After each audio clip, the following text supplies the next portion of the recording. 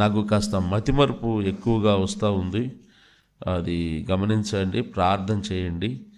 చాలా మతిమరుపు, ఎంత మతిమరుపు అంటే అక్కడ రాసుకున్న ప్రకటనలు ఇక్కడికి వచ్చి చేయలేకపోతున్నాను. ఒకసారి అక్కడ చెప్తున్నారు, రాసుకుంటున్నాను, కానీ ఇక్కడికి వచ్చేలోకి రాసుకున్న కాగితం ఆడబెట్టినా కనపడదు. ఒక్కొక్కసారి నేను సిద్ధపరిచిన ప్రసంగం కాగితం కూడా కనపడదు. ఒక్కొక్కసారి కారులో వెళుతూ నేను ఎక్కడికి వెళ్తున్నానో మర్చిపోతున్నాను. ఇలాంటివి పిచ్చోడు అనుకోబాకండి కదా, అనిపిస్తుంది కదా, ఏదో అయ్యింది మొత్తానికి కొత్త సంవత్సరం అనిపిస్తుందా? అదేం లేదు, కానీ దాదాపు లాంగ్ స్టాండింగ్గా బీపీ డ్రగ్ వాడుతున్నందువలన అలాంటి బలహీనత వస్తుందని డాక్టర్స్ చెప్పారు. కాబట్టి మీ ప్రార్థనలో మరొక జ్ఞాపకం చేసుకోండి.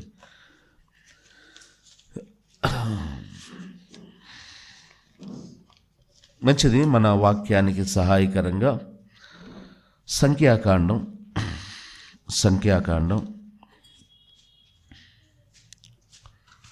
22వ అధ్యాయం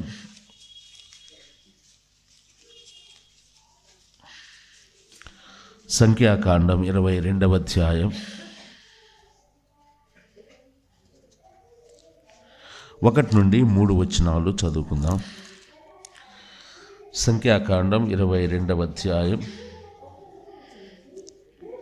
1 నుండి 3 వచనాలు. తరువాత ఇశ్రాయేలీయులు సాగి యెరికోకు ఎదురుగా యోర్దాను తీరమునున్న మోయాబు మైదానములో దిగిరి. సిప్పోరు కుమారుడైన బాలాకు అమోరీయులకు చేసినదంతయు చూసెను. జనము విస్తారముగా ఉన్నందున మోయాబీలు వారిని చూచి మిక్కిలి భయపడిరి.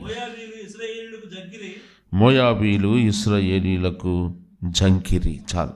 ఆ తర్వాత 22, 23, 24 వచనాలు కూడా చదువుకుందాం. అతడు వెళ్ళుచుండగా దేవుని కోపము రగులుకొనెను.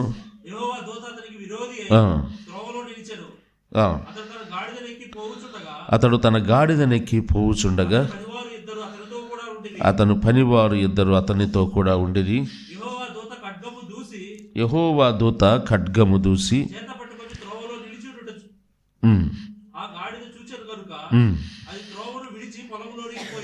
అది పొలంలోనికి పోయెను.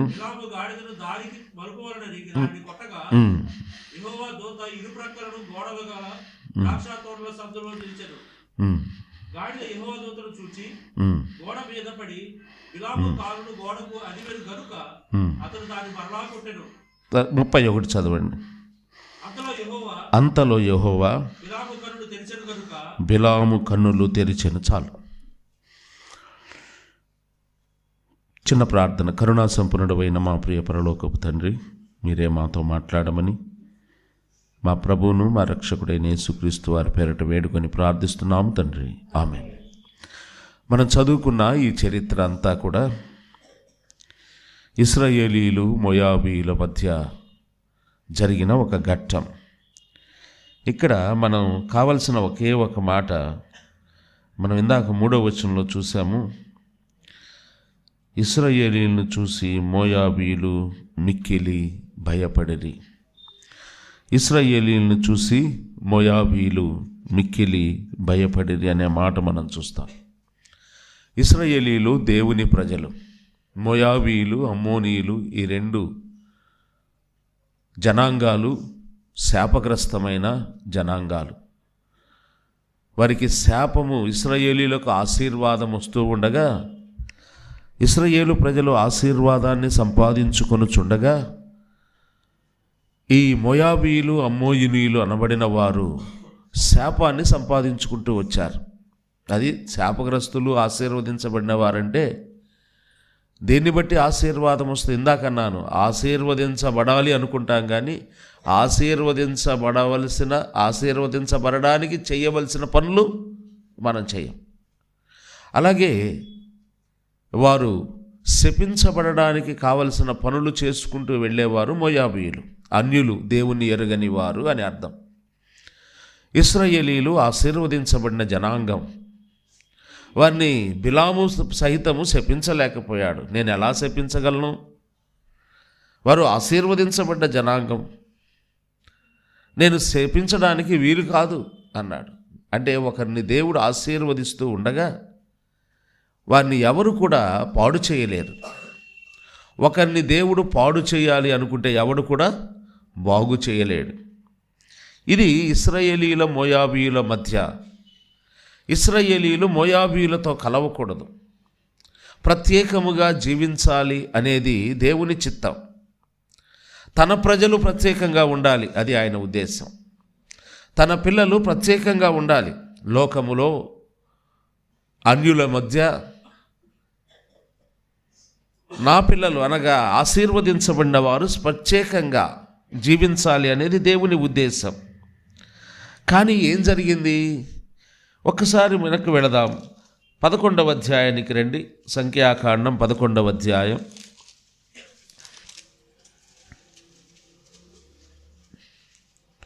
మొదటి వచనం చదవండి.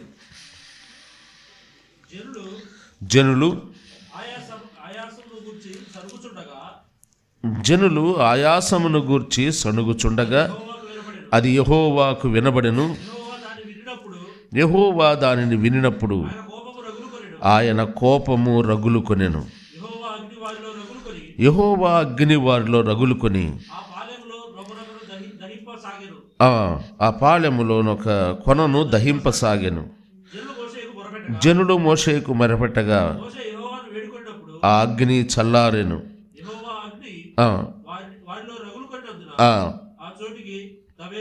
తబేరా అను పేరు పెట్టబడెను. 4వ వచనం. వారి మధ్యనున్న మిశ్రిత జనము మాంసాపేక్ష అధికముగా కనుపరచగా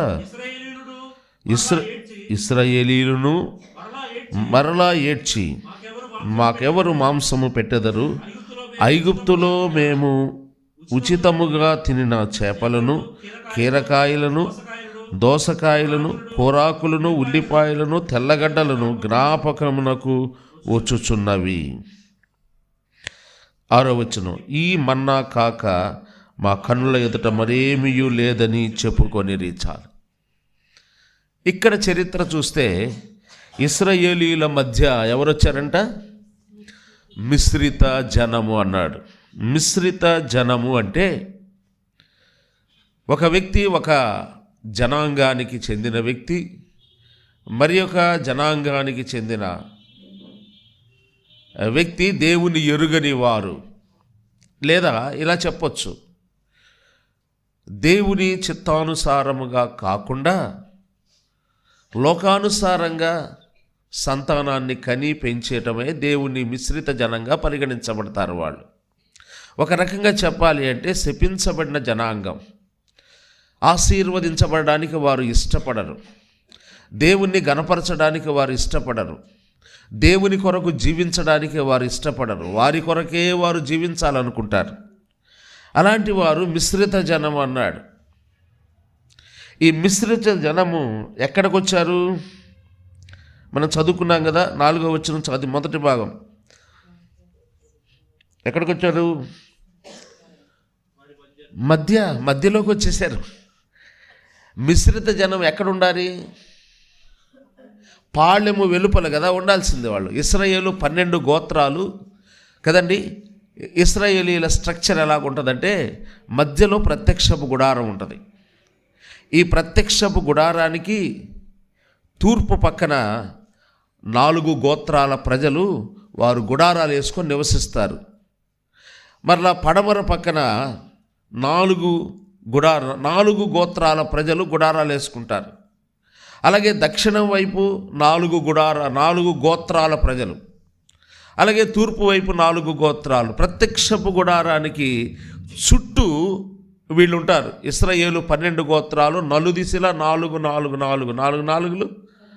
క్షమించండి 3 గోత్రాలు, 3 4 12 గోత్రాలు, 3 గోత్రాలుగా 4 దిక్కులు ఉంటారు. మధ్యలో ప్రత్యక్షపు గుడారం ఉంటుంది, చుట్టూ వీళ్ళు ఉంటారు. ఈ మిశ్రిత జనం ఎక్కడ ఉండాలి చెప్పండి? అవతల కదా ఉండాల్సింది. వీళ్ళ బార్డర్ ఎక్కడ? అవతల. వీరిని దాటి రావడానికి లేదు. ఇప్పుడు ఎక్కడికి వచ్చారంట? వారి మధ్యలోకి వచ్చారు. వారి మధ్య స్థానం ఎవరిది? ప్రత్యక్షపు గుడారం. వారి మధ్య ఏముంది చెప్పండి? 3 గోత్రాలు, 4 పక్కల 3 గోత్రాలు. వారి మధ్యలో ఏముంది? ప్రత్యక్షపు గుడారం ఉంది. ఈ ప్రత్యక్షపు గుడారము మధ్యలో ఉంది. ఈ 12 ఇశ్రాయేలు 12 గోత్రాలు దేవుని పిల్లలకు మధ్యలో ఎవరు? దేవుని సన్నిధి, దేవుని ప్రత్యక్షపు గుడారం ఉంది. ఇప్పుడు అక్కడికి ఎవరు వచ్చారంట?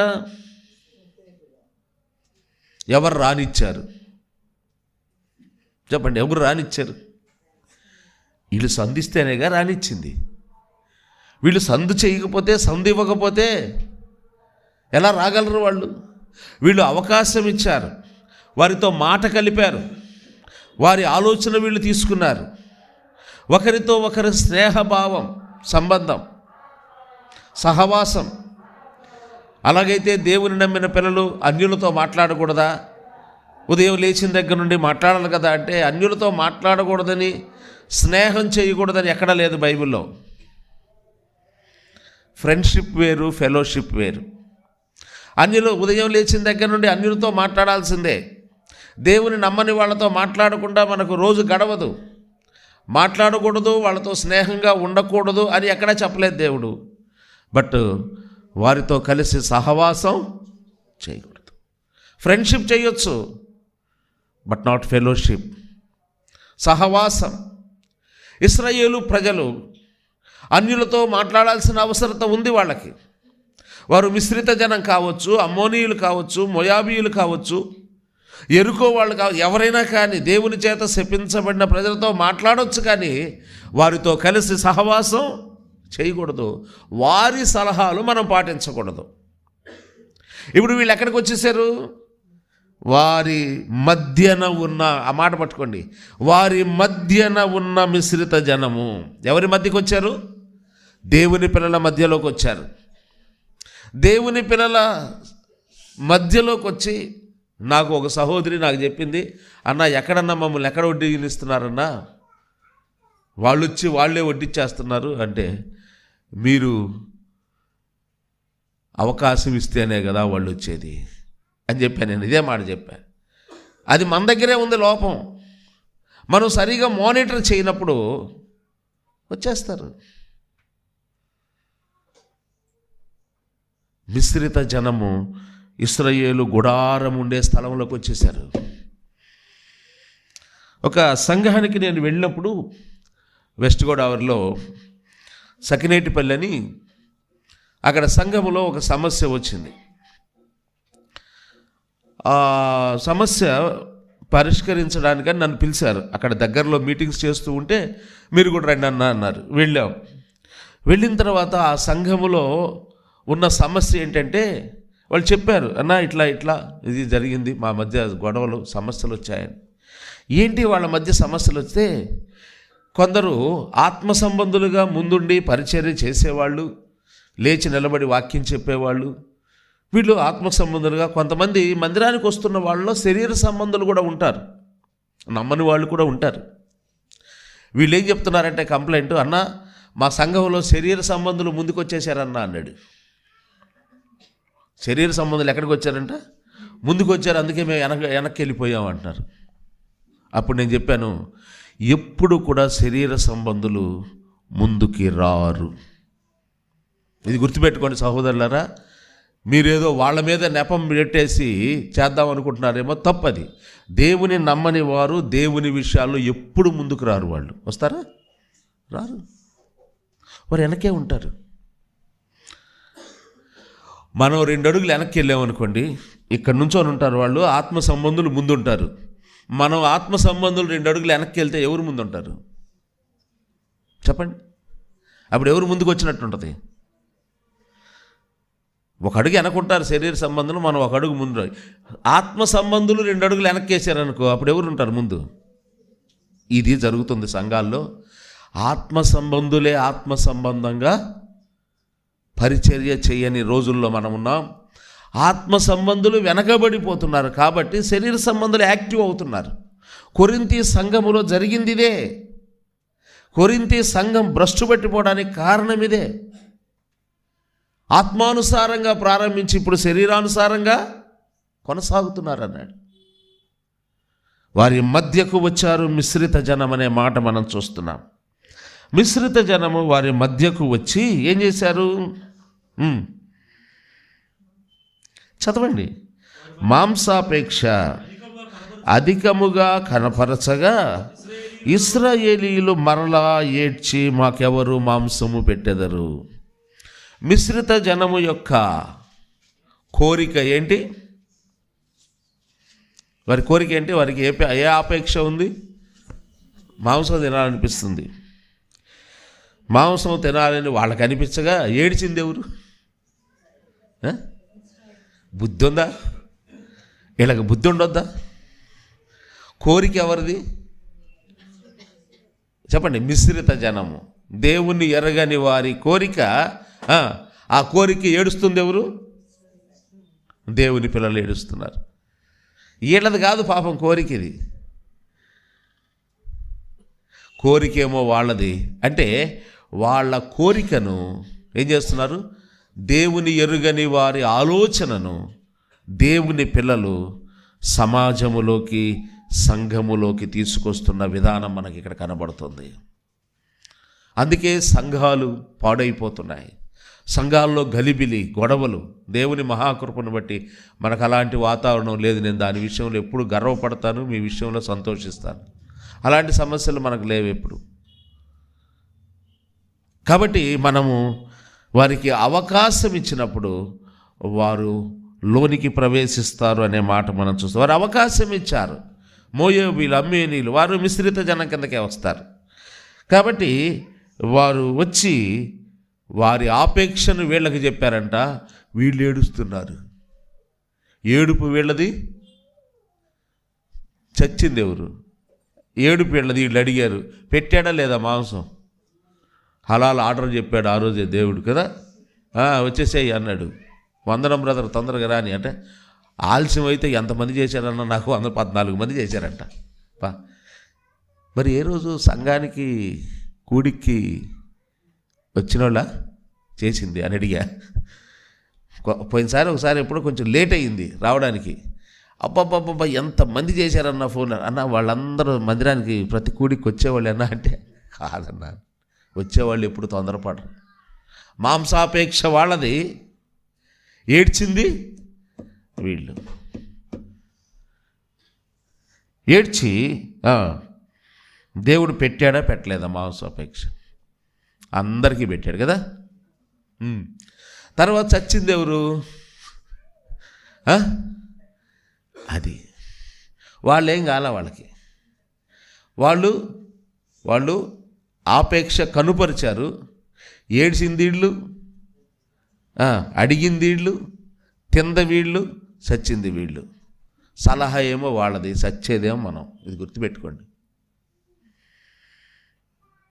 అందుకే నీ వాక్యము నా పాదమునకు దీపమును, నా త్రోవకు వెలుగై ఉండాలి.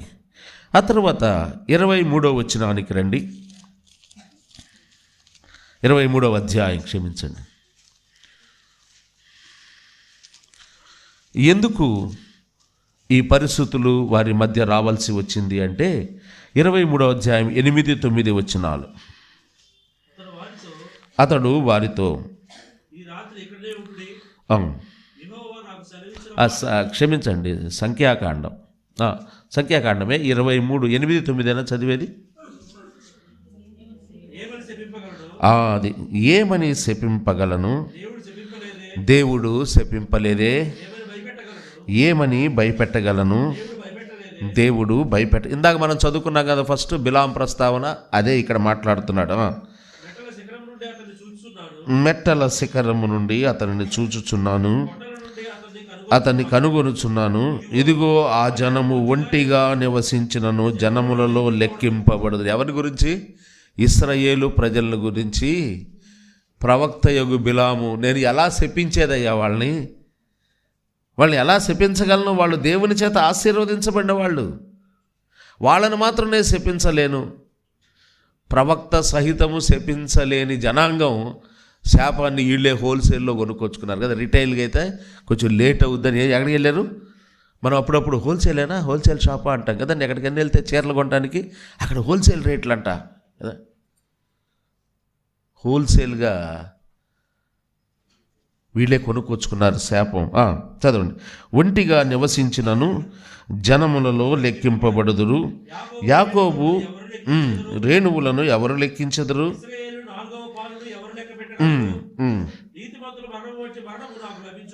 నీతిమంతుల మరణము వంటి మరణము నాకు లభించునుగాక.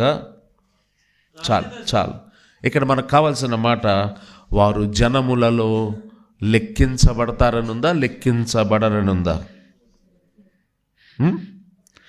వారు లెక్కింపబడరు. జనములలో అంటే దేవుని నమ్మని వాళ్ళతో వాళ్ళు కలిసి సహవాసం చెయ్యరు, ఆ లిస్టులో ఉండరు, అక్కడ ఉండరు అని దాని అర్థం. అంటే దాని అర్థం ఏంటంటే వారు ఎక్కడుంటారు, ఎలాగుంటారు? ప్రత్యేకముగా ఉంటారు. దేవుని నమ్మిన మనము ప్రత్యేకముగా ఉండాలి ఈ లోకములో.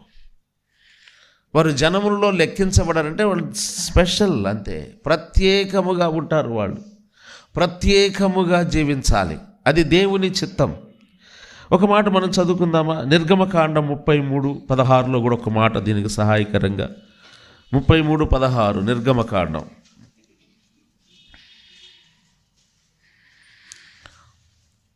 నా ఎడలను నీ ప్రజల ఎడలను నీకు కటాక్షము కలిగినదని దేని వలన తెలియబడును? నీవు మాతో వచ్చుట వలనే కదా.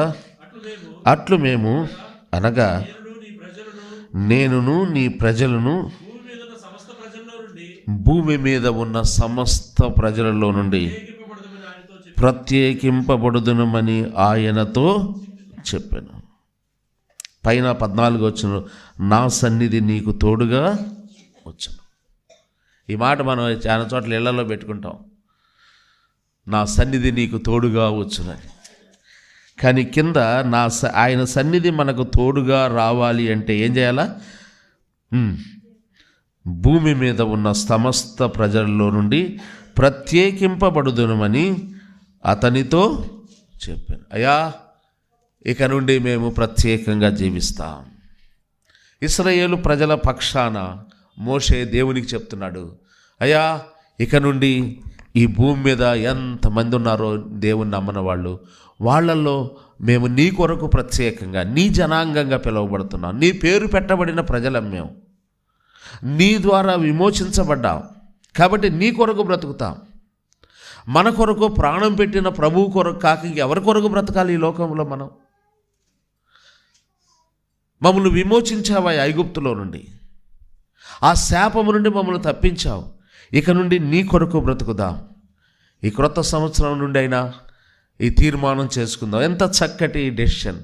మేము ప్రత్యేకముగా ఉంటాము. ప్రత్యేకత దేవుడు కోరుకునేది. ఎస్తేరు గ్రంథములో కూడా ఒక మాట ఉంది, 3వ అధ్యాయం 8వ వచనములో.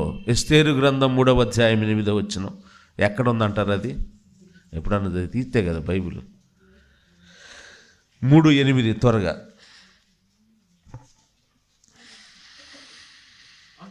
అంతటా ఆమాను అహష్వారోసు, రాజేమో అహష్వారోసు, ఆమానేమో మంత్రి. ఇశ్రాయేలు ప్రజలకు హామాను శత్రువు, వ్యతిరేకి. వీళ్ళు ఎలాగైనా ఇశ్రాయేలు ప్రజలను, దేవుని పిల్లలను నాశనం చేయాలనే ఆలోచన కలిగిన వాడు హామాను. ఈ హామాను రాజు దగ్గరికి వెళ్ళి ఏం చెప్తున్నాడు చూడండి. అంతటా హామాను రాజుతో ఇలా చెప్తున్నాడు, మీ రాజ్య సంస్థానములన్నిటి యందును. ఆగండి, మీ రాజ్య సంస్థానములు అంటే అహష్వారోజుకి ఎన్ని సంస్థానాలు ఉన్నాయి? 127, అంతేనా? 127 సంస్థానాలు అంటే రాజ్యాలు కలిపి ఒక రాజ్యంగా చేయబడింది. 127 సంస్థానాలు. భారతదేశం కూడా ఒకప్పుడు స్వతంత్రం రాకముందు ఎలాగుంది? సంస్థానాలుగా ఉంది. మనదేమో అద్దంకి కూడా క్యాపిటలే, మర్చిపోబకండి. రెడ్డి రాజుల పాలనలో అద్దంకి వేమారెడ్లు పరిపాలించారు.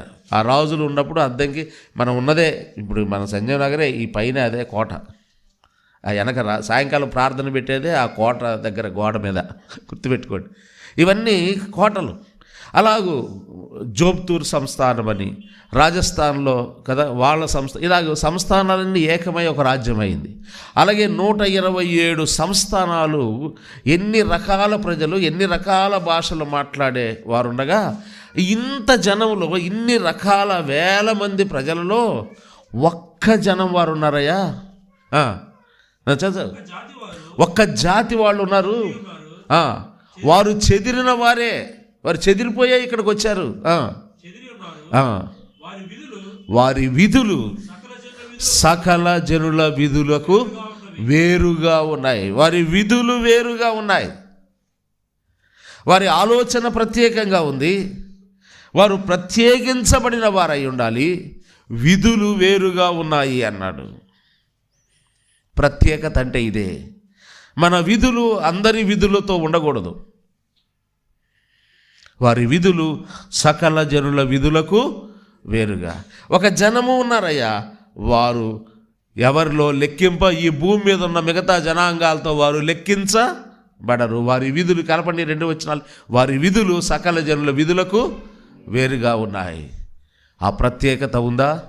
దేవుని నమ్మినప్పుడు ప్రత్యేకంగా జీవించాం కొంతకాలం, రాను రాను ప్రత్యేకతను కోల్పోతున్నాం. కారణం ఏంటంటే మిశ్రిత జనము ప్రవేశిస్తున్నారు. ఆ తర్వాత ప్రత్యేకత కలిగిన వారుగా ఉండాలి. 2వ మాట కూడా చూపించి, 2 మాటలు నేను చూపించి ముగిస్తాను. అదే సంఖ్యాకాండం 23, 20, 21 వచనాలు చదవండి. 23, 20, 21. ఇదిగో దీవించమని నాకు సెలవాయను, ఆయన దీవించను, నేను దాన్ని మార్చలేను. యాకోబులో ఏ దోషము కనుగొనలేదు, ఇశ్రాయేలులో ఏ వంకరితనము. యాకోబు అన్న ఇశ్రాయేల్ అన్న ఒకటే. ముందు యాకోబు, తర్వాత ఇశ్రాయేలుగా మార్చబడ్డాడు. యాకోబులో దోషము లేదు, ఇశ్రాయేలులో వంకరితనము లేదు అన్నాడు. అంటే ఎలాగున్నారని? యాకోబు ఇశ్రాయేల్ అంటే ఇశ్రాయేలు జనాల గురించే మాట్లాడుతున్నాడు. యాకోబు మూల పురుషుడు కదా. ఆ ప్రజలలో ఏమి లేదంట, దోషము లేదు అన్నాడు.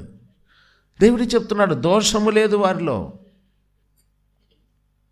అంటే ఏముంది? దోషం లేదు అంటే ఏముంది అది కూడా చెప్పాలి. ఇంట్లో అన్నం వండలేదంటే ఏమి లేవని, బియ్యం లేవబ్బా భలే చెప్తారు కదా. ఈ టైంలో అన్నం గుర్తు చేస్తే భలేగా ఉంటుంది. ఏమి లేదు, వారిలో దోషము లేదు అంటే ఏముంది? క్రమము లేదు అంటే ఏముండట్టు? అక్రమం ఉండట్టు. మరి దోషము లేదు వాళ్ళలో అంటే ఏమున్నట్టు? పరిశుద్ధత. నీవెప్పుడైతే ప్రత్యేకంగా ఉండడం ప్రారంభిస్తావో, పరిశుద్ధత నువ్వు యాడ్ నుంచో పేక్కొచ్చుకొని లాక్కొచ్చుకొని మనలో పెట్టుకోవాల్సిన అవసరం లేదు. ఇది గుర్తుపెట్టుకోండి. పరిశుద్ధత కొరకు పాకులాడాల్సిన అవసరం లేదు. ఎప్పుడైతే నువ్వు ప్రత్యేకంగా జీవించడం ప్రారంభిస్తావో పరిశుద్ధతతో నింపబడతావు. పరిశుద్ధత ప్రాముఖ్యమైనది. ఈ 2 ఉన్నప్పుడు, ప్రత్యేకంగా జీవిస్తూ పరిశుద్ధంగా జీవిస్తూ ఉన్నప్పుడు ఆటోమేటిక్గా ఏమొస్తుందంటే కదండి, 24వ అధ్యాయానికి రండి. అదే సంఖ్యాకాండం 24వ అధ్యాయం 5, 6 వచనాలు.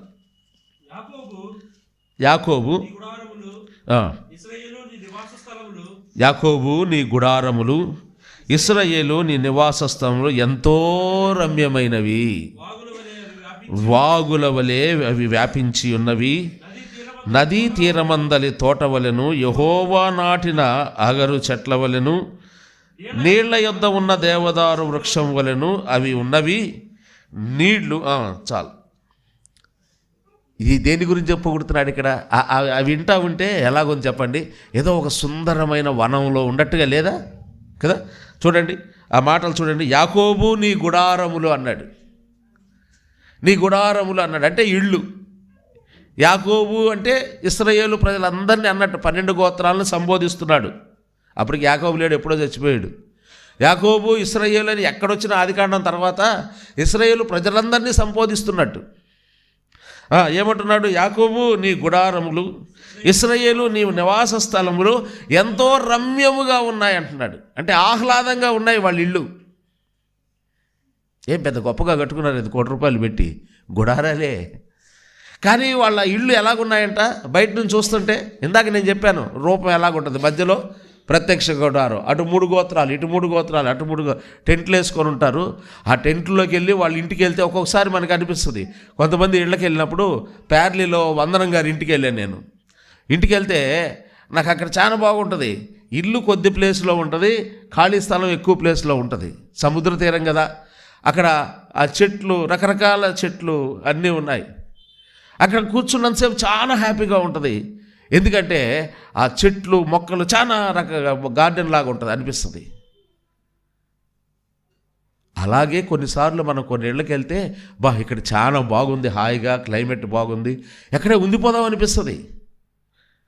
అలాగూ ఇశ్రాయేలీయుల గృహాలు ఇళ్ళు ఎలాగున్నాయంట, నీ నివాస స్థలములు ఎంతో రమ్యమైనవి, వాగుల వలె అవి వ్యాపిస్తున్నాయి. వాగు ఎలాగైతే ప్రవహించుకుంటూ వెళ్ళిపోతుందో అలాగూ వ్యాపిస్తూ ఉంది.